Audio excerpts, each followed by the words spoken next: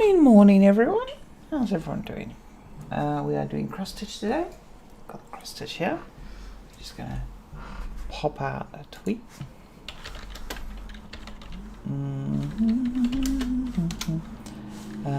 More cross stitch. And go. Yeah, no, it's it's really good. My brain is filled with space stuff because of the inspiration for Cupola video coming out. It's really good. The other thing my brain is filled with is the joy of the whatchamacallit thingamajiggy, that's upside down. The joy of the space stuff. Oh yes, the joy of the Twitch being sued by the National Music Producers Association. Well, not sued. They came to a deal. They finally came to a deal, but the deal's not stellar.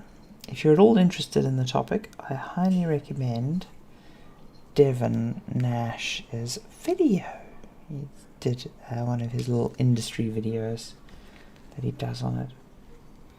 I also last night discovered, while I was doing some cross stitch, which you can see there's been some decent progress on. See, Nessie's coming along quite nicely, filling in. But yes, I discovered while I was doing that, because I was, just watching YouTube and doing cross stitch, that there's this lovely channel called CJX or whatever. Anyway, discovered from video of them ranting in the most glorious way about Tangled, how it's an epic movie, which it is, but also how it's a much better movie if you skip the first 5 minutes. It seems to be a kind of a trend in movies, to be honest. My brain's still waking up.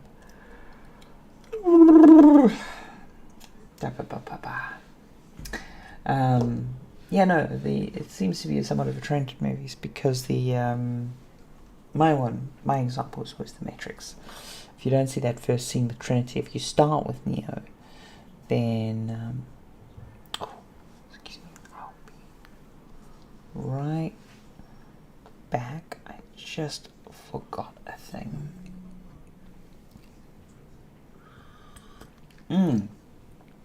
BRB.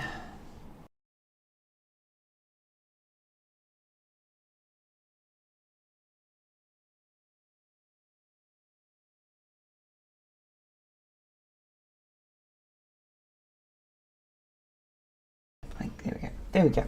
Sorry, brain totally short-circuited my brain there today. Brain pan. Yeah. The theory about Tangled. Okay, so Tangled is a significantly better movie if you skip the first 5 minutes. Why is it a better movie if you skip the first 5 minutes, you ask? Well, because then you miss the explanatory intro, which is just voiceover with some animation or whatever, but it takes out any mystery from the movie. And now, this particular YouTuber, as I say, their name is, let me get it up actually, so I have it right. CJ the X, yes. Goes on to spit this in the most fiery way. It's just, it's fabulous. It's so fabulous. They go on and they talk about all of the ways the movie is improved if you skip the first 5 minutes. But basically, the movie opens then on a shot of the tower with Rapunzel in.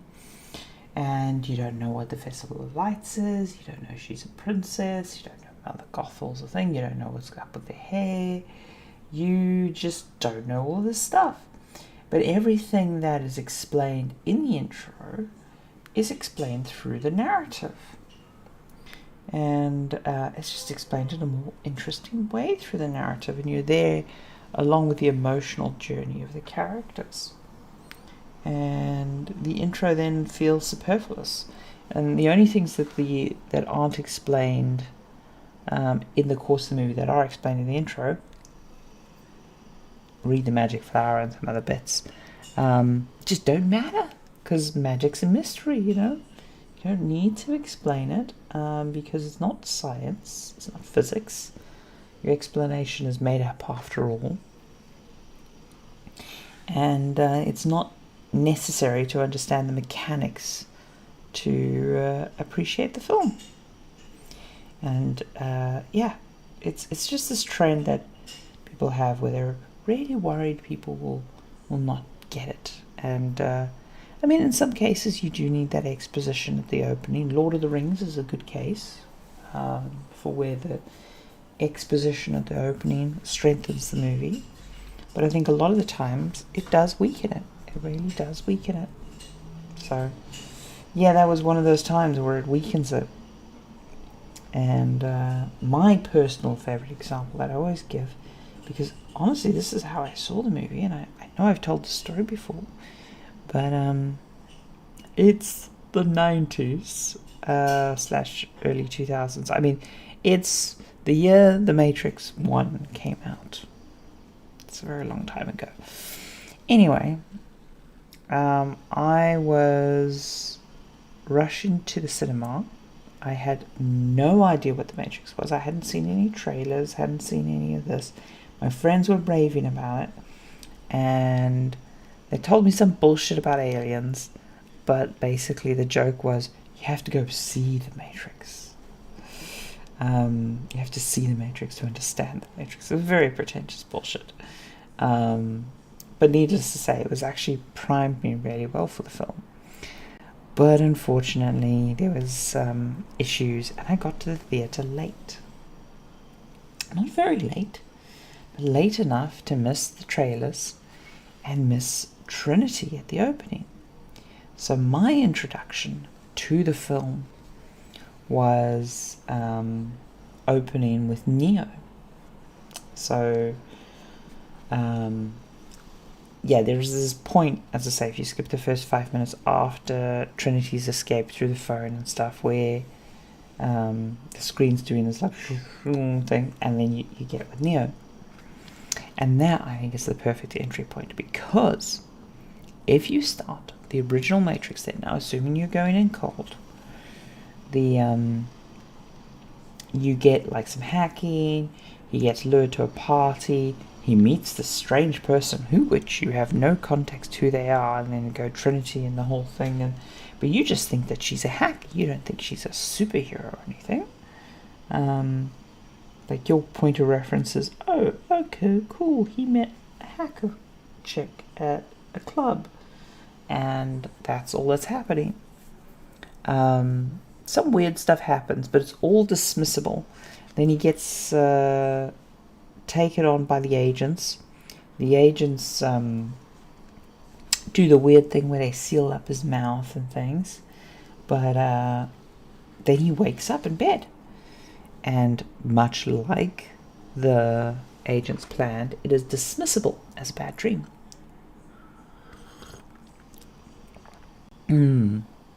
Because that's what Neo's thinking at the time, right? He's thinking it's a bad dream. Then there's the whole sequence with Morpheus on the phone and everything. But at this point, you have no reason to question anything other than, like, oh, maybe he's a hacker or something, crazy stuff. As in, maybe Morpheus is the hacker. And again, I think this is the original intent, is my guess. And I think the intro, much like the Tangled intro, was introduced because studio execs were worried that people were lost in the plot. No faith in the audience. But then your first confirmation comes at the exact same time as Neo's first confirmation that all this shit is going on. That's super weird. And that's when the robot bug is pulled out of his belly button. And he's like, oh, fuck, that was real? It's like, yes, yes, that was real. And then he has this freak out moment at the same time you're having your freak out moment and going, oh, wait a minute, what's the fuck's going on here? And then he has the pill, and he goes through the mirror, and he does that whole thing, and yeah, it's really interesting. You're along with Neo for that journey of discovery, and I think that's the correct way to present the Matrix. Morning. Yeah, I think that is the way in which the Matrix is best appreciated. And yeah, so Tangled is another use case. I feel like there needs to be a website almost. Like, if you're going to watch this movie, skip to this point to miss the pointless thing. Because the biggest benefit you get from it is prior to having seen the movie, going in cold. I sort of accidentally got this experience back in the day somewhat. Not to nearly the same degree as The Matrix. The Matrix was perfect for me because, as I say, it was cinema. I knew nothing. I walked at moments too late to miss the intro. The other one is back in the day of broadcast television, when we could occasionally see movies on the Sci-Fi Channel and other channels. We would you'd be channel flicking, my old granny voice. You'd be channel flicking and you would see that there's a movie on, and it started 20 minutes ago, 30 minutes ago, and you would start trying to decipher what the fuck is this movie about, because you missed the introduction. And yeah, in some ways it's almost better storytelling a lot of the times, because I feel like there's a lot of tell don't show stuff happening. There's a lot of like exposition dumping happening at the start of these narratives, which isn't needed. It's not needed.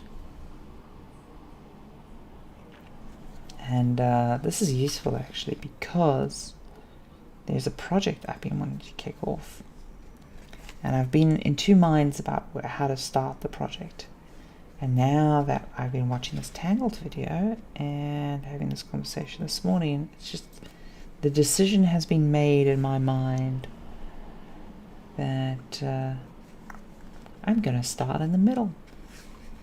Well, not the middle, but there were two entryways into this story, and one of these entryways was relatively gentle and had a slow burn start exposition stuff, and another way was more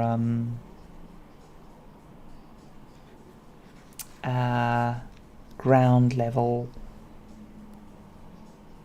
I don't want to use the word mystery because I think mystery is not appropriate, but realistic. Because I think one of the I don't want to say tragedies of real life, because I don't think it's a tragedy, but I think one of the qualities of real life that is not often appreciated in the narrative form is the lack of information. You know, it's understandable why. Narrative has to be cohesive, it has to flow, and all that kind of stuff. But there are definitely authors who pull it off, and there's definitely filmmakers who pull it off better than others. Like when new information is finally presented to the audience, you want that piece to be like a Tetris block, where it slides into this empty hole that has been created by other information. It slides in and it's like, oh, of course, that makes perfect sense. The signs were all there, but you didn't have the information until now to fit that piece into that hole. And the only way it does that is if you're not making it up on the spot, if you are actually planning this stuff through and you're thinking about the consequences or whatever, but then you're intentionally withholding, and you're like, well, you know, they didn't see it. And I'm not talking like freaking mystery box extraordinaire motherfucking lost. What's his name? I'm not talking about that style. I'm talking about the style of thing where you're like, nope, this user would not, this person would not understand. So why explain? They would not notice. So why explain? Yeah, withholding is very, very strong narrative tool, I think. But it takes confidence, right? It takes confidence because you're then occasionally going to get people say, oh, I got a bit lost, I didn't understand why, or whatever. And what they usually are saying is they're usually saying that they didn't get the character's motivation, or they didn't get the why is this. Ooh, excuse me.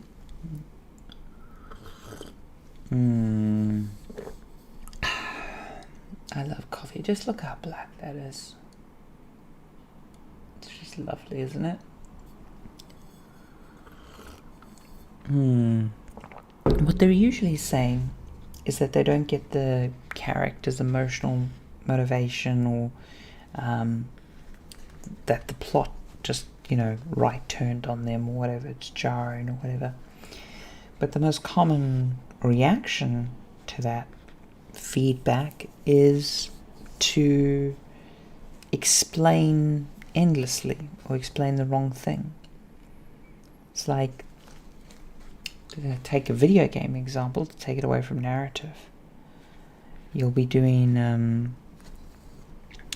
something, and then you'll get to user tests, and the players will be like, oh, I totally didn't see that door there. And then you can overcorrect, and you can do this thing where you're like, oh, there is a glowing golden arrow pointing to the next area, or whatever, because we don't want to get you to get lost here. Or you could just say, well, after 2 minutes in this scene, if the player hasn't found this thing, the light flickers over there, or whatever. Because the truth is, doing the subtle thing like the light flickering after 2 minutes or whatever is often just more work. But it's the better solution, usually. It's usually the better solution. It takes effort to be subtle. It's like I'm doing this improv class thing, because I just wanted to get back into some drama shit, because I missed that whole vibe. Anyway, I've been doing this thing, and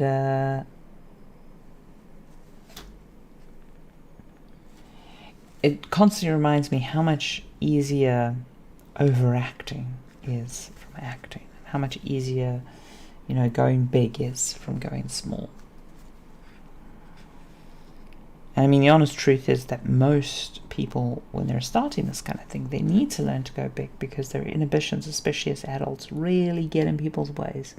You need to be able to scream at the ceiling and shake your hands and do all that crazy shit. But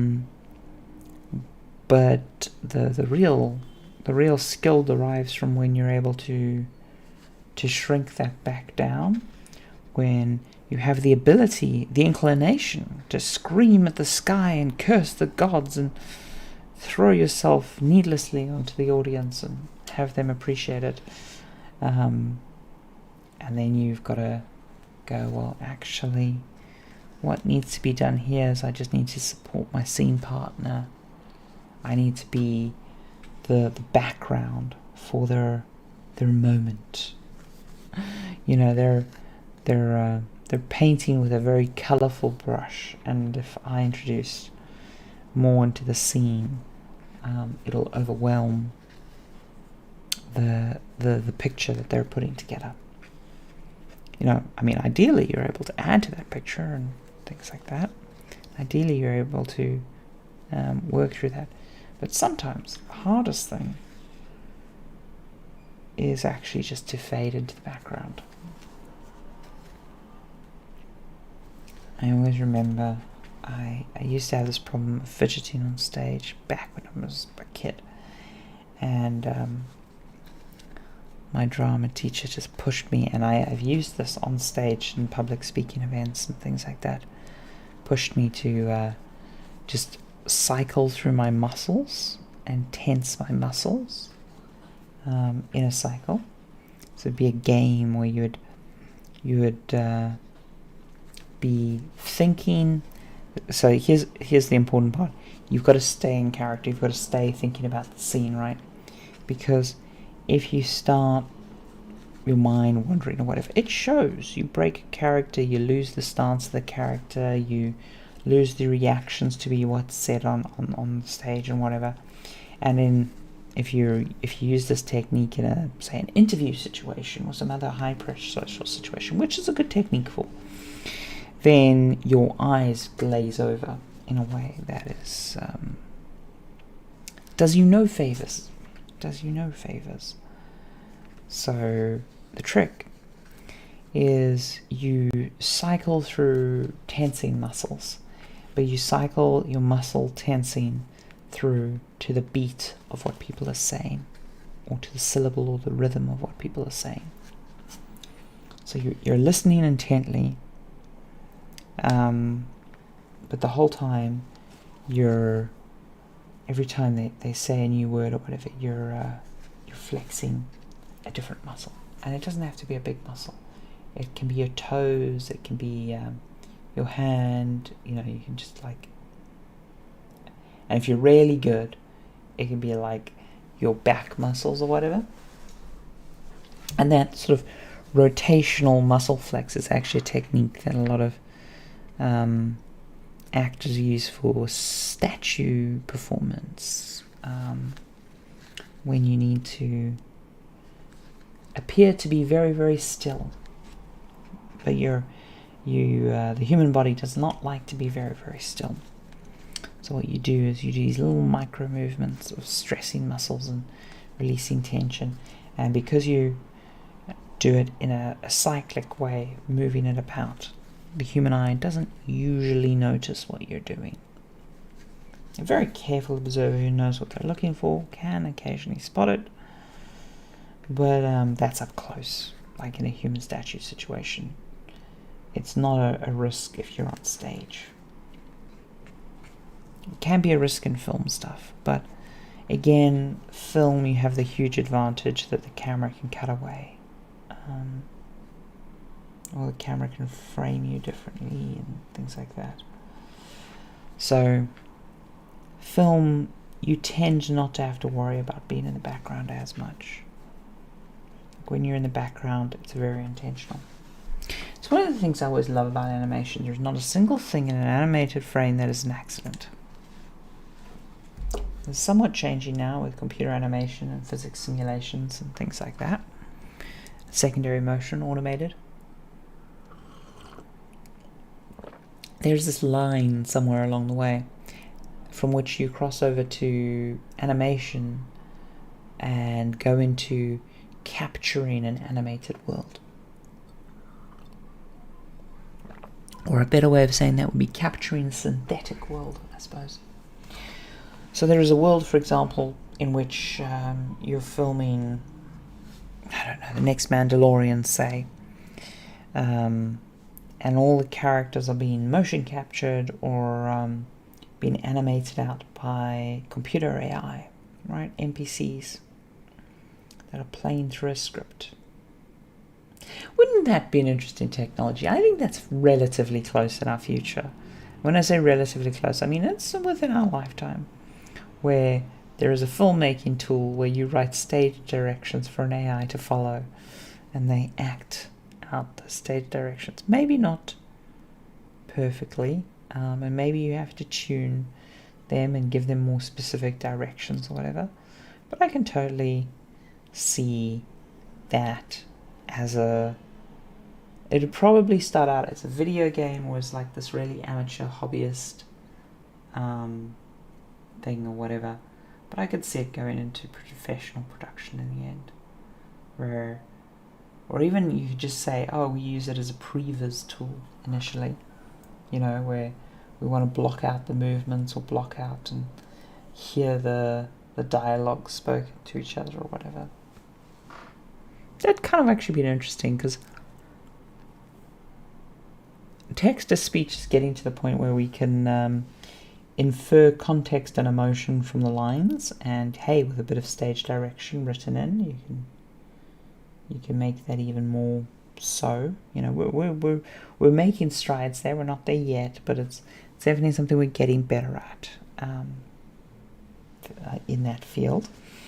And then, of course, you know, having a character have a walk cycle and move into between places we're already there in terms of giving stage direction. The breaking down of prepositions, like under the table and behind the flower pot and all that kind of stuff. We're pretty much there on that stuff. I think the muscle simulation stuff that we're doing in regards to driving animation, not through a series of hand-keyed stuff, but through a muscle simulation. So this is basically, you move, you give like foot placement targets, say, or you tell a character to move from A to B, but then an AI and a physics simulation drives their exact muscular expression and like how they place their foot and stuff, and then it's physically consistent. You know, it's like, oh, the way that their weight is shifting and everything plays up with the real world. It's more like puppetry than it is animation at that point. That's actually a really good line in the sand to draw. It becomes puppetry, which is an interesting distinction, because puppetry itself is a skill. Puppetry itself is a skill. But then eventually the puppetry becomes less and less manual, more automatic, and then you start to see a world in which people are able to take written scripts and have AIs play them out.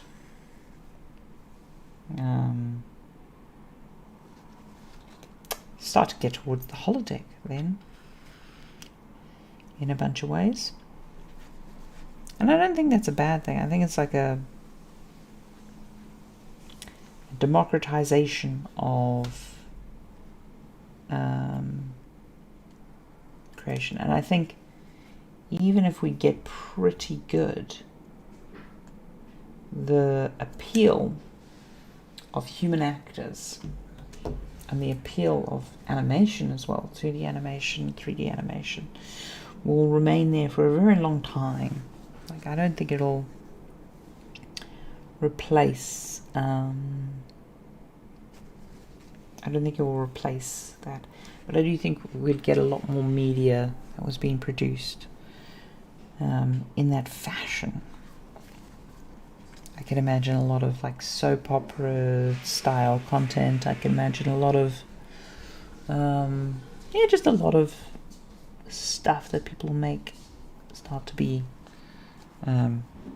done in this style, especially if, as I say, you can input stage directions. And the big test is if you can tell the difference between a teenager using the tool and Tarantino using the tool. You know, if there is a depth of skill, so that your script writing and your nuancing of the performance still shows out. Because, for example, you get those, what are they called, Bitmoji comics or whatever. They're terrible. But one of the reasons they were terrible, it was very hard to creatively stretch the tool. It didn't have depth to it. Did not have depth to it.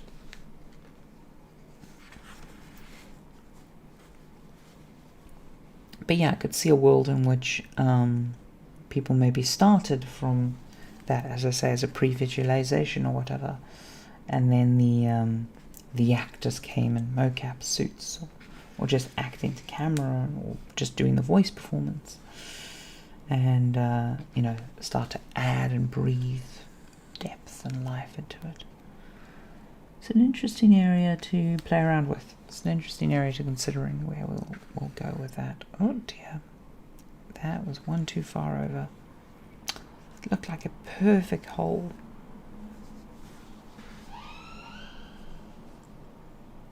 There we go.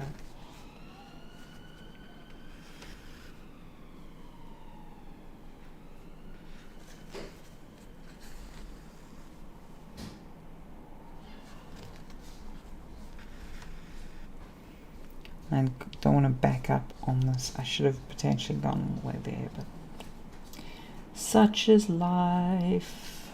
Such is life. I might need to check the pattern actually, because I know that those are the eyes, but I can't remember what goes in that schnoz bit. What goes in the schnoz. Check the pattern. Oh, sure enough, this colour goes in the schnoz.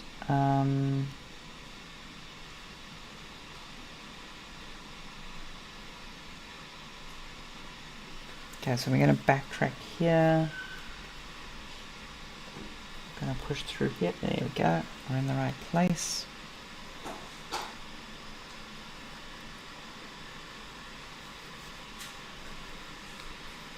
So I was thinking recently, because a lot of people, I can't talk about PSVR 2 because I worked on it. I know too much.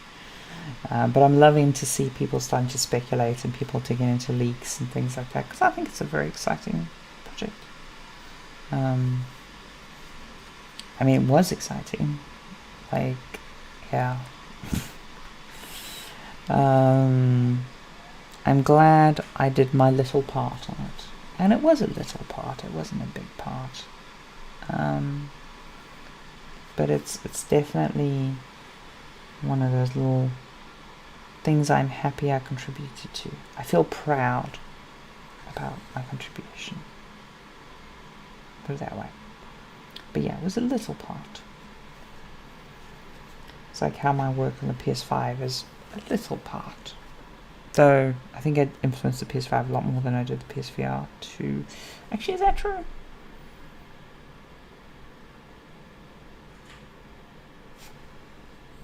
I had effect on both controllers. I think I affected... I don't know, actually. I'll have to see how much comes out in the final thing.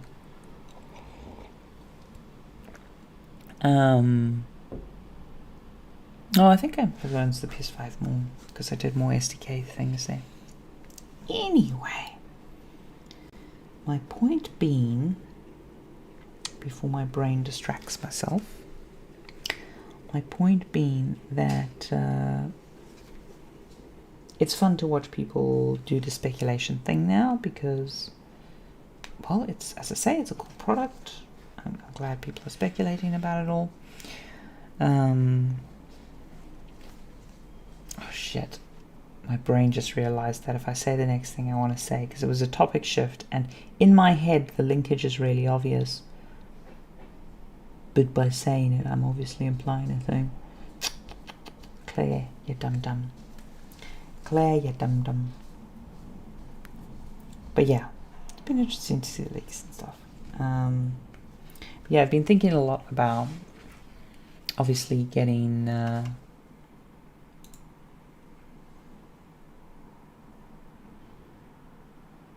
anyway, what was I going to say? Brains. Focus on little bits of the cross stitch.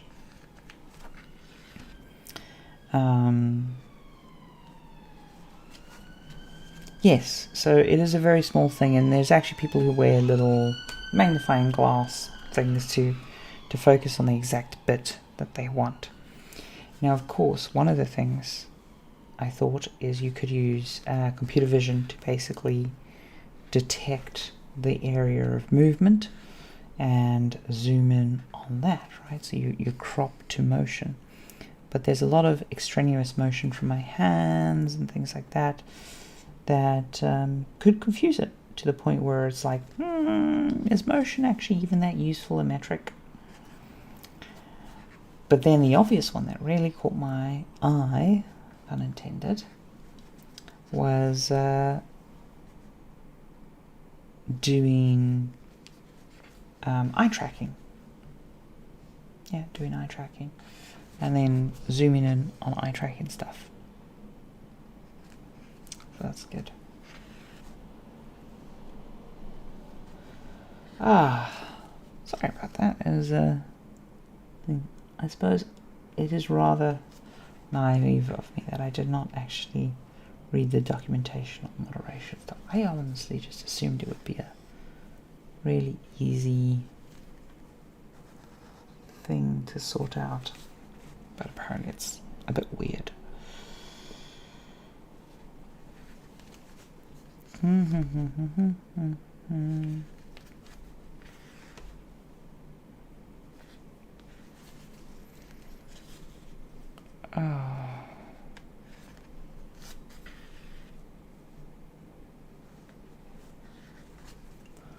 Yeah. I am somewhat thrown by the fact that I am out of date on the moderation tools on YouTube. It's just one of those things that throws me. Because as I say, I've gotten pretty good at it with Twitch and things. Yes, I even enjoyed the joke. I thought it was a funny fucking joke. But then it just becomes a thing. But then again, it's a lot like that with kids. They make a silly joke that makes people laugh, but then they don't know how to actually transition the joke because they don't necessarily have like the sophistication to push their humor along. It's a funny thing. It's like you'll have like a toddler swear or something, being on the extreme end of this problem. Then everyone will laugh, and then they'll just keep saying fuck, and you're just like, okay, well, this isn't actually funny anymore.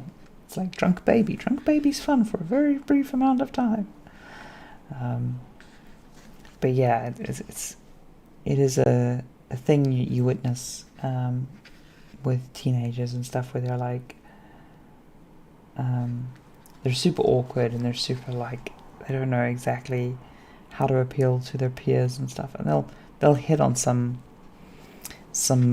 joke or something that got a laugh, or they'll hit on like, I don't know, a fashion item or something that they like that gets them popular, and then they'll just repeat on it and they'll play it to death because they just don't have the concept of when to move on from that. It is funny how like that stuff socially develops.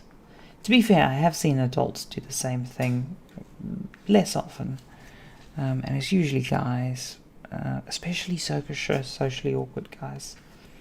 So like occasionally you'll come across someone at a convention or whatever, and maybe they were wearing a particular hat, or maybe they were doing a particular thing or a funny gag or bit, and it worked well for them at a party or at a convention or whatever. Usually autistic people, actually. Autistic people people on the spectrum are more likely to fall for this social faux pas. But they'll found a thing that works, and then they just overcommit to that particular thing. They really, really just like fully commit to that one bit, whatever it is. It was funny. I remember that there was this one evangelist chap who worked for so many different companies, but he just became the Hat Man. But it was a joke. It's like, oh, the Hat Man's coming, because he would always be wearing. At the start, it was always the same hat, but then eventually it became different hats. And he was one of those that was just trying so hard. Top tip, if you're ever going to an event and you're networking with people, like, A, be upfront and, like, what is your ask, and be specific and stuff with your ask. But B, if you're actually just trying to relationship build and actually, trying to do networking, engage people in genuine fucking conversation. Like, talk to them, figure shit out, share information. What value do you have to add to the conversation? It's it's really sad at how many people try to gamify networking, when it's like, networking is basically just be a decent person in a social context, show that you have something to give to these people. Because I think that show something you have to give to these people is the part that's often misconstrued, because people will be like, I need to advertise myself like a billboard and have a CV and and business cards and stuff.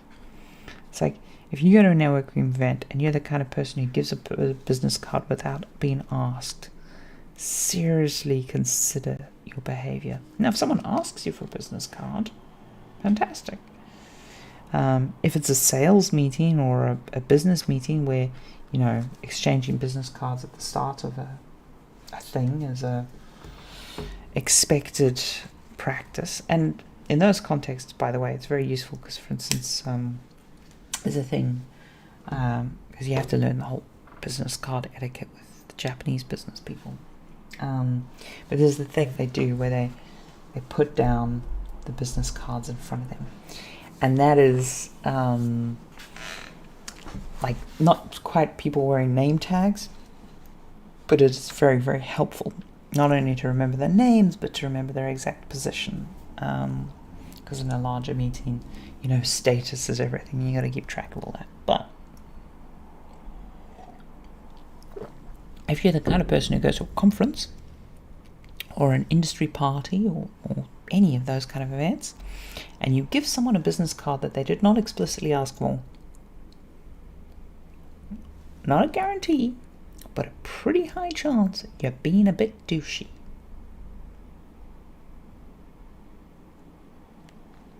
Because, when we say, what can you do for people? I mean, hey, someone's drink is low, grab them another drink. I mean, the basics of someone is saying, I'm really looking for an animator, or I'm really looking for blah, blah, blah, or just like, I don't know, my cat's vomiting everywhere. It's like, oh yeah, my cat was doing that. We got them a freaking exorcist, and that solved the problem.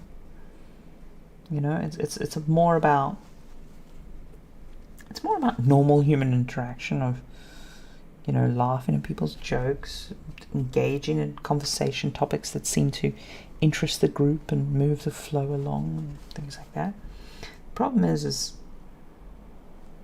I was going to say you can't formulate this stuff, but to be honest, a lot of it you can, because social interactions are fairly formulaic by their nature. Like, we want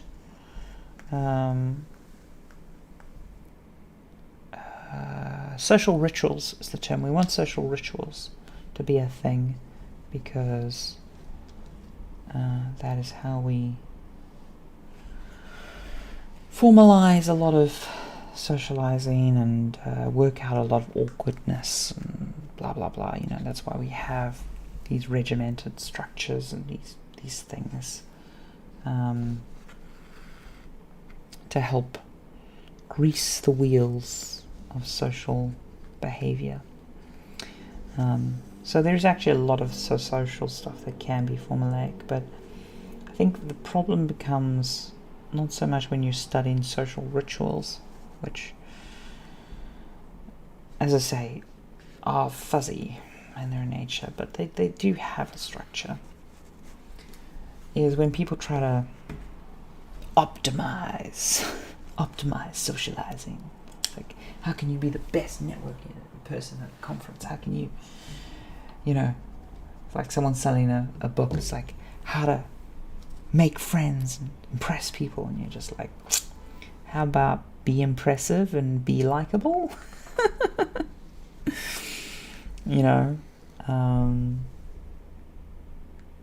it's advice that's hard to give to people sometimes, you know. Because, for instance, be likable, such a fuzzy bloody concept. I mean, it just generally means being an interesting and not shit human being. But that's why, you know, projects are so much fun, because you have a thing on the go, you develop and learn skills, having hobbies and interests. You know, not everyone's going to be into the things you're into. But I think back to... So there was one particular conference that basically got me the job at Sony. There were other things that got me the job, and Twitter conversation and some other bits, but realistically the thing that put me on the map was... And it wasn't actually the conference that put me on the map, it was the work I was doing leading up to the conference. But of course the conference was the show, my work moment, because you know, it's no point doing good work if no one sees it. And we were talking, because this is before PlayStation 4 launched, and I was one of the only game developers outside of Sony who was actually using the console's SDK, and to be honest, one of the only ones anyway, because even the Sony devs weren't necessarily trying to read all the documentation and push the platform to the furthest, because they were super focused on the game, whatever. I was focused on the game as well, but I was really interested on the platform, and I had the advantage of I was doing... I'll tell the full story about that another time. But anyway, needless to say, I was doing a lot of stuff, and I went to this conference. It's a small private developers conference, and I distinctly remember sitting down at a table with mostly Sony people, because we were talking about SDK stuff and blah blah blah. And of course, no one wants to talk shop the whole bloody time. And we moved on to talking about home automation. And at the time, I was taking a bunch of Raspberry Pis, I think it was, or maybe I was still in the network camera phase, I forget which. But I was trying to make cameras at home be more intelligent for tracking accounts, because kitties. And we had a really interesting table conversation that I still remember about automating home stuff. And I know who was at that table. I distinctly remember who was at the table. I distinctly remember the conversation. And I know that my first few years at Sony, those were the people who supported me the most. And that was a very important group of... It was a good discussion. It was a very good discussion. And it was a moment of finding like-minded individuals. And yeah, it's very important for my career. But I didn't go into that conversation thinking, oh, I want to work at Sony or anything. It was purely just I've got some questions for you, you've got the answers, I'm going to ask them. And then when we started talking about home automation stuff, I just happened to be working some home automation stuff, and we just started chatting away. And to be fair, if I hadn't been working on the home automation stuff, asking questions and just being genuinely interested in what people are doing, that stuff helps. That stuff helps a lot, you know?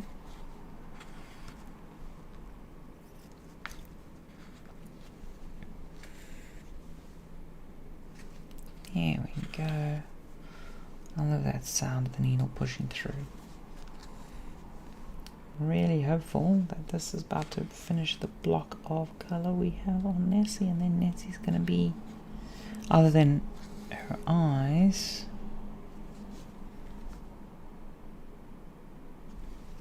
one more over, there we go.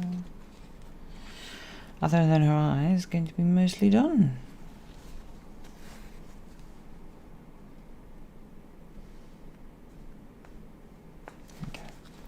Sorry, sometimes when I have pause like that, I'm pushing the thread on the back stitch to pin down or pull in another piece of thread just to tighten the stitch.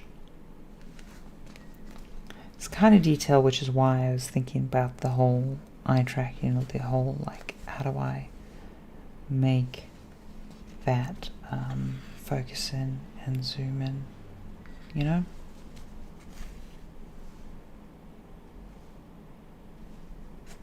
The other thing I was thinking about, which unfortunately wouldn't work, is if I had like a red dot on the needle or whatever. Unfortunately the needle is too thin to make a reliable tracker, because I did think about that solution as well. See, this is it. I build projects on top of projects. This is how my brain works. It's like, it's perfectly serviceable, Claire. People can see what you're doing. It works. You don't have to complicate the thing further. But it's what I do. It's what I do. Complicate things with other things, and I don't mind, because the making of those complications is some of the most fun I have. Though it is nice to finish things. It is nice to finish things. The value of finishing things cannot be overstated. Finishing is a good feeling. But as I was saying the other day, you've got to enjoy the process. If you enjoy just the finishing, then you'll never be happy, because finishing is a rare and infrequent occurrence.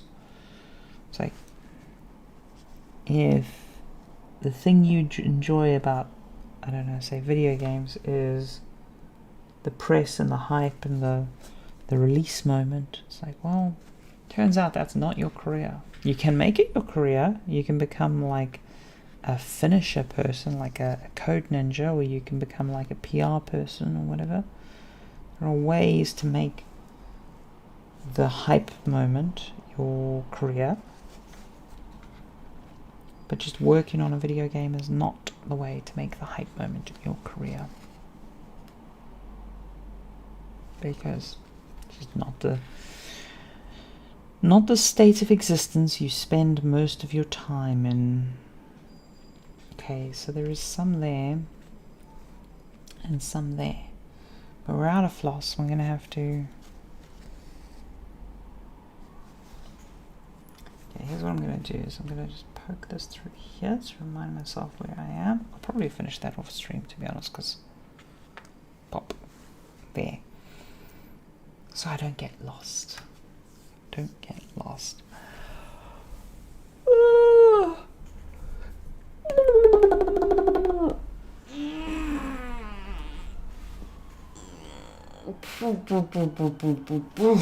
Sleepy.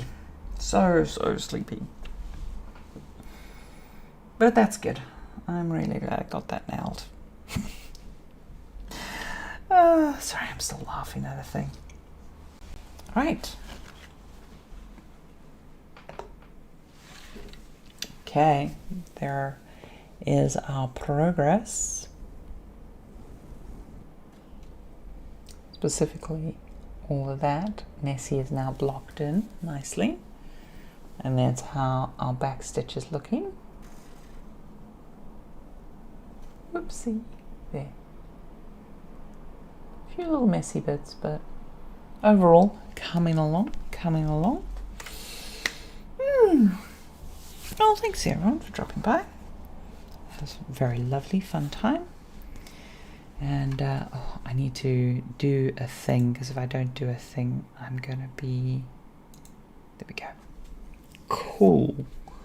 With all that said, I'll see you when I see you. Bye-bye now. Rock it like you do.